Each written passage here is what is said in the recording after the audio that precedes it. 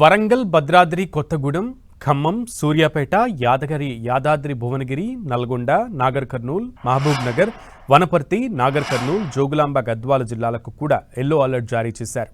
ఈ జిల్లాల్లో ఇవాళ తేలికపాటి నుంచి భారీ వర్షాలు కురిసే అవకాశం ఉందని వాతావరణ శాఖ అంచనా వేసింది.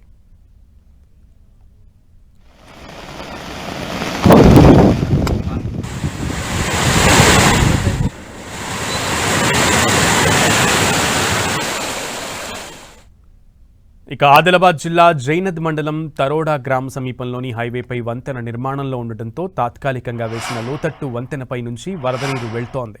దీంతో ఆ ప్రాంతంలో భారీ ట్రాఫిక్ జామ్ ఏర్పడింది. ఆదిలాబాద్లోని డైట్ కళాశాల, ఇంద్రవెల్లిలోని జెడ్పీ ఉన్నత పాఠశాల ఆవరణలోకి నీరు చేరడంతో విద్యార్థులు ఇబ్బందులు పడుతున్నారు.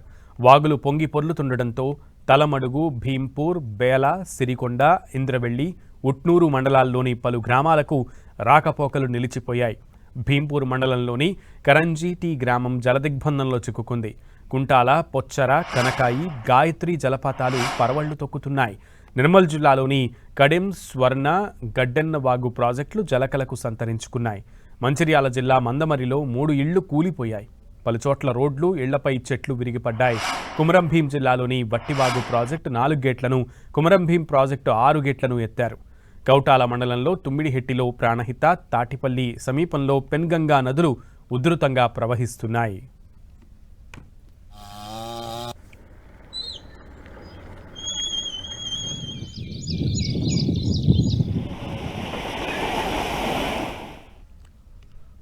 ములుగు జిల్లా వాజేడు మండలంలో ఎడతెరిపి లేకుండా వర్షాలు కురుస్తున్నాయి. దీంతో గోదావరి ఉధృతంగా ప్రవహిస్తుండటంతో ఇసుక వాగు దగ్గర డైవర్షన్ రోడ్డు పూర్తిగా కోతకు గురైంది. దీంతో వాహనాల రాకపోకలు నిలిచిపోయాయి. అత్యవసర అవసరాల కోసం వెళ్లే ప్రజలను అధికారులు నాటుపడవల ద్వారా ఒక ఒడ్డు నుంచి మరో ఒడ్డుకు తరలిస్తున్నారు. వరద తగ్గే వరకు ఈ ఏర్పాట్లు కొనసాగనున్నట్లుగా తెలిపారు. మరోవైపు టేకులగూడెం వద్ద జాతీయ రహదారి 163పై వరద నీరు ప్రవహిస్తుండటంతో తెలంగాణ, ఛత్తీస్గఢ్ రాష్ట్రాల మధ్య రాకపోకలు పూర్తిగా నిలిచిపోయాయి. భారీ వాహనాలు, ప్రయాణికులు రహదారికి ఇరువైపులా నిలిచిపోవడంతో తీవ్ర ఇబ్బందులు ఎదుర్కొంటున్నారు. ప్రముఖ పర్యాటక కేంద్రం బొగత జలపాతం దగ్గర కూడా వరద ఉధృతి కొనసాగుతోంది. జలపాతం ప్రమాదకర స్థాయిలో ప్రవహిస్తుండటంతో పర్యాటకుల ప్రవేశాన్ని అధికారులు నిలిపివేసి ఎవరూ జలపాతం సమీపానికి వెళ్లవద్దని హెచ్చరిస్తున్నారు. జిల్లా యంత్రాంగం పరిస్థితిని ఎప్పటికప్పుడు పర్యవేక్షిస్తూ లోతట్టు ప్రాంతాల ప్రజలు అప్రమత్తంగా ఉండాలని, వాగులు, వంకలు, వరద నీరు ప్రవహిస్తున్న ప్రాంతాల్లోకి వెళ్లరాదని సూచనలు జారీ చేస్తుంది. వరద పరిస్థితి కొనసాగుతున్న నేపథ్యంలో అవసరమైన సహాయక చర్యలు చేపట్టేందుకు అధికారులు సిద్ధంగా ఉన్నారు.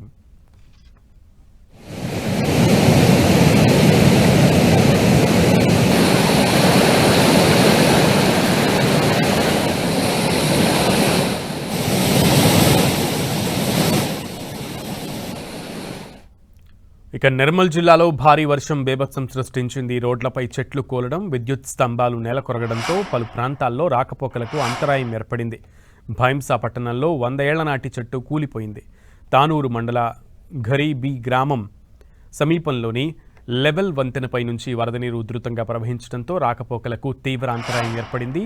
కుబీర్ మండలం పార్డీబీ గ్రామానికి వెళ్లే మార్గంలో విద్యుత్ స్తంభాలు నేలకొరగడంతో విద్యుత్ సరఫరాకు అంతరాయం కలిగింది.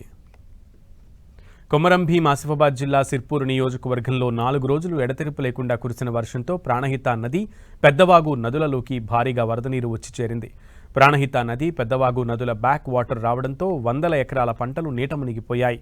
బెజ్జూర్ మండలం తలాయి గ్రామం వద్ద ప్రాణహిత నది ఉధృతంగా ప్రవహిస్తుండటంతో ప్రాణహిత నది బ్యాక్ వాటర్ రావడంతో తలాయి, పాపన్పేట్, సోమిని, మొగవెల్లి గ్రామాలలోని పంట పొలాలకు నీరు వచ్చాయి.